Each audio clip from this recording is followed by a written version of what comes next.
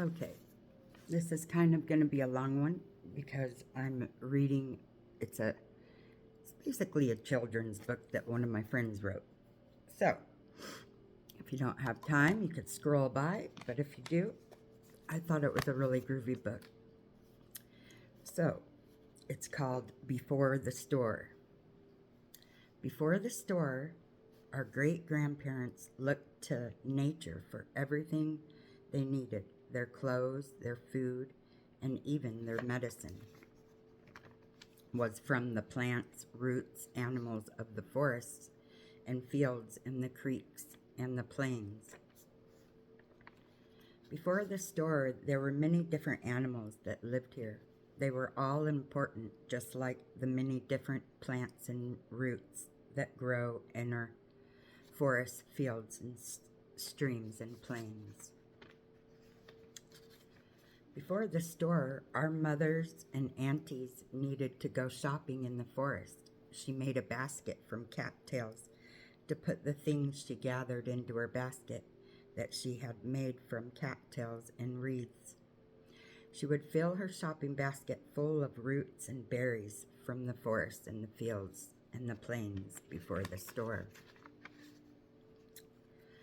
Our great grandmas would gather berries and roots for their shopping baskets. Sometimes, when the time was right, she made a digging stick for gathering camas roots. Our grandmas would gather roots and berries in the fields. Where was I? And the forest. When she had enough canvas and huckleberries roots for medicine, she went back to camp. Our grandpas had to be smart, quiet, and strong while hunting for meat for food and hides for our clothes from the forest and the fields and the plains before the store. They would hunt meat in the forests and fields and creeks on the plains, and when they had gotten enough, they would come back and camp to the camp, and the children stopped throwing their rocks at the camp robbers and climbed a brook to see better. While mother and aunties and fathers and uncles were getting things ready to cook, my grandpa and some children dug a pit for cooking. It would be a pit oven for cooking. We filled the pit with stones, then built a fire on top of the stones, then let it burn away, leaving the hot stones for our food to cook. We covered our food, leaving the hot stones for our food to cook while we covered our food until much later. Hours went by. We knew when it was done because it smelled so good. We dug it up, our meat, our berries. We all shared it, the young, the old, everyone, before the store.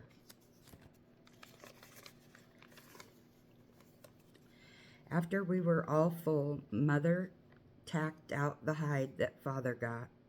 She began scraping the hide for our clothes. Fat her touched up her. Oh, Father, fat. Father touched up his tips on his arrowheads that he broke when hunting in the forest fields and the prairie before the store. One day I got sick, really sick. I didn't want to move. I just laid in bed, and I was sad.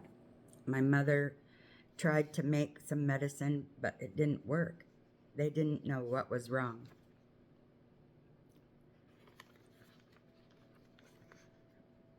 I could see that Father looked very sad. He sat on a log alone. He didn't look as strong as he did. I heard my father and uncles talking. They were leaving to get Yaya, the great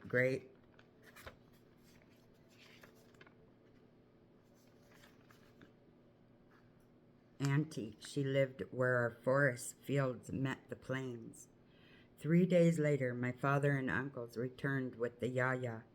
She walked over to me right away. She was old.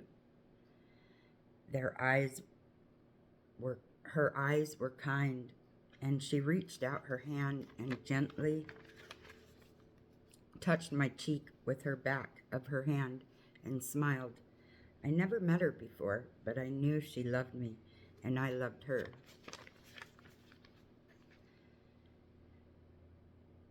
Grandma Yaya began humming the sweetest song I ever heard. Then she stood up and grabbed the basket and went walking with it into the woods, humming and singing that sweet song.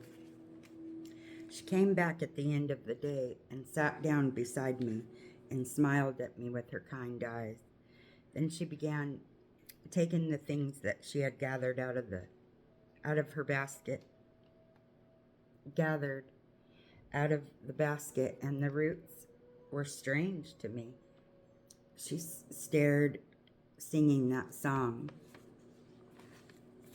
pounded and made as she pounded then the roots into a powder. Then she made me drink water till I couldn't drink any more. And the powder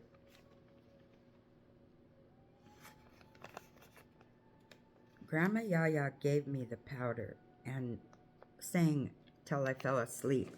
Later the next day, I felt her touch my cheek again. I was still tired to open my eyes. When I did, though, Yaya had left again back to the forest, fields, and creeks and rivers before the store. Anyway, I thought it was a cute little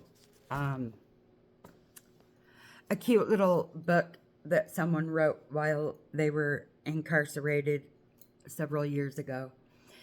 And it just kind of reminded me of the things that we can do even if we might be in a terrible situation like incarceration. Because my little brother is incarcerated until 2026. And, I could be all upset about it, like, and make the worst of it. Or I could be like, this is a blessing in disguise. It'll give him a chance to,